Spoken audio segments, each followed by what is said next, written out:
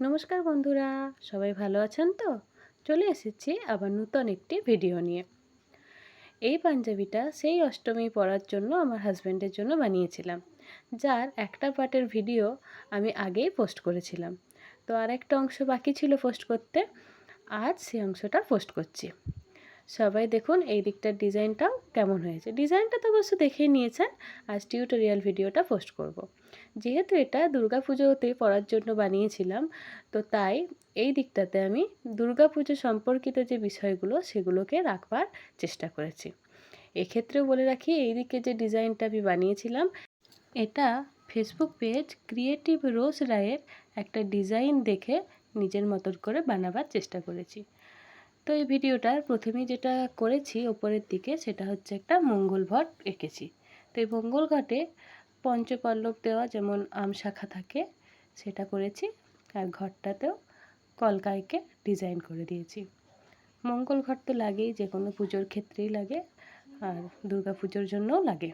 তো তাই প্রথমেই ওপরের দিকে একটি মঙ্গল ঘটের ডিজাইন আমি করেছি। এরপর ডান দিকে যেটা আঁকতে চলেছি, সেটা হচ্ছে, সেটার নামে মনে এলেই কিন্তু পুজোর কথা মনে পড়ে। সেটা হচ্ছে, আমি দুটো ধুনুচি আঁকছি। তো পুজো মানেই তো ধুনুচি নাচ। ধুনুচি নাচ কারা কারা খুব ভালো করতে পারেন কমেন্ট করে জানাবেন তো। আমি অবশ্য পারি না, কোনোদিন করিও নি। তো সেই মতন দুটো ধুনুচি আমি এঁকে নিয়েছি। এরপর মঙ্গল ঘটের ডিজাইনটা প্রায় অনেকটা শুকিয়ে গেছে, তাই সাদা রং দিয়ে ধুনুচির ওপরে যে ধোঁয়া ওড়ে সেটাও করারও চেষ্টা করছি। আর বাকি যে কলকাগুলো হবে ধুনুচির ওপর আর মঙ্গল ঘটের ওপর, সেই ডিজাইনগুলোও আমি করে নেব। তো দেখুন, এই ধরনের মাটির মঙ্গল ঘটের ওপর ডিজাইন সত্যি দেখতে কিন্তু খুব সুন্দর লাগে। তো এই মঙ্গল ঘটটার ওপর একটু ডিজাইন করে নিলাম। এরপর মনে হচ্ছে না পুরো যেন একদম অরিজিনাল মঙ্গল ঘট। আর ধুনুচিটা অবশ্য সাইজে একটু ছোট হয়ে গেল, আর একটু বড় হলে হয়তো দেখতে ভালো লাগতো, কিন্তু যখন পেন্সিল দিয়ে এঁকেছিলাম তখন পরিমাণটা অতটা বুঝতে পারিনি। এরপর ডিজাইন করে নিচ্ছি আর একটু। হলুদের ওপর তো লাল কালারটাও খুব সুন্দর লাগে, আর এখন তো এই পদ্মকলকা খুব ট্রেন্ডিং, তাই দুটো পদ্মকলকা এখানে এঁকে নিলাম। দুটো না, আরও বেশ কয়েকটাই হবে। তো পদ্মকলকা কয়েকটা করে নিচ্ছি, করে ডিজাইনটা ওপরের দিকটা করে নিলাম।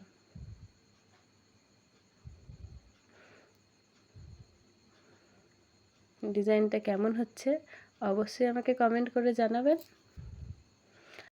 এই লাইনটিতেও দুটি পদ্মকলকা করে নিলাম।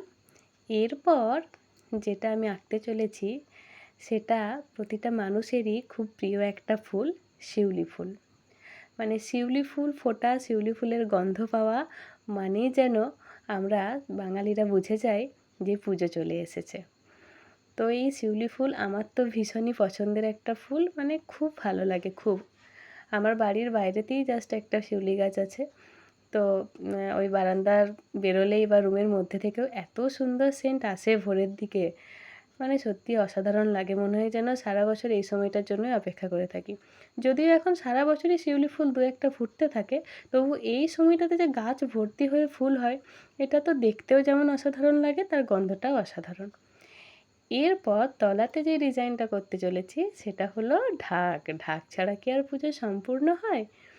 তো যাই হোক, তাই নিচে একটা ঢাকের ছবি এঁকে নিলাম। আর ঢাকের মাথায় তো কাশফুল লাগানোই থাকে, যেটাও একটা দুর্গাপুজোর মানে অন্যতম একটা চিহ্ন যাকে বলে। এই কাশ, শিউলি, শরতের আকাশ, এগুলো দেখেই তো আমরা বুঝতে পারি যে দুর্গাপূজা আসছে। এগুলোই দুর্গাপুজোর খবর যেন বয়ে নিয়ে আসে। আর দেখুন, দুর্গাপুজোটা এবছর যেন মনে হলো হুশ করে পেরিয়ে গেল, হঠাৎ করেই বোঝার আগেই যেন পেরিয়ে চলে গেল। আবার এখন একটা বছরের অপেক্ষা।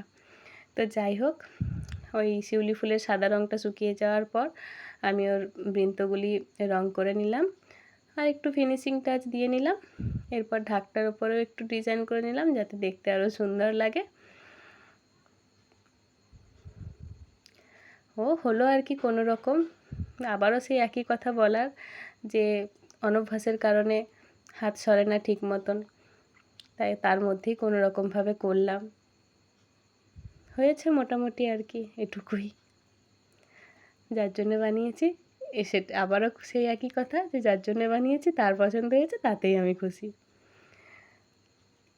আর একটা কথা, এই যে আমি বিভিন্ন জিনিসগুলো বানাই, এগুলো কিন্তু আমি বিজনেস পারপাসে ইউজ করি না। নিজের জন্য বা নিজের কাছের মানুষগুলোর জন্যই এগুলো আমি বানিয়ে থাকি। তো কেমন হয়েছে ডিজাইনটা সেটা অবশ্যই সবাই কমেন্ট করে জানাবেন। আর কোন পার্টটা বেশি ভালো হয়েছে, বাঁ দিকটা না ডান দিকটা, সেটাও কিন্তু জানাবেন। আর ভিডিওটি দেখার জন্য সবাইকে অনেক অনেক ধন্যবাদ। সবাই খুব ভালো থাকবেন।